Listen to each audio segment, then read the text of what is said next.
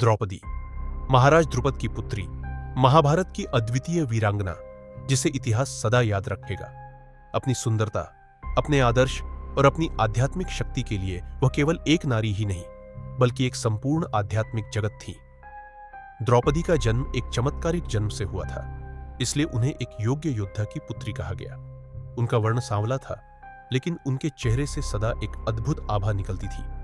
इसी कारण लोग उन्हें प्रेम से कृष्णा कहकर पुकारते थे। द्रौपदी की सुंदरता केवल उनके शरीर तक सीमित नहीं थी, बल्कि उनके विचारों और मन में भी बसती थी। उनके शरीर से हमेशा एक मधुर और मनमोहक सुगंध निकलती थी, जो सबको अपनी ओर आकर्षित करती थी।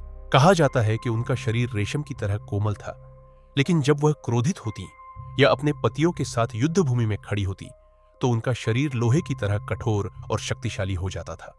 इसी अनोखे व्यक्तित्व और स्वरूप के कारण पांडव उनकी ओर आकर्षित हुए।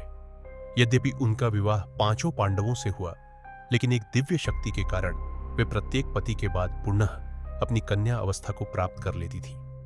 इसी रहस्यमयी दिव्य गुण के कारण द्रौपदी को पंचकन्या में स्थान मिला, जिनका स्मरण आज भी पावन माना जाता है। द्रौपदी की सुंदरता केवल बाहरी नहीं थी, उनके विचार, आत्मविश्वास, उनका संकल्प और व्यक्तित्व ही उन्हें असाधारण, अमर और महाभारत की सच्ची अग्निकन्या बना देते हैं। राधे राधे।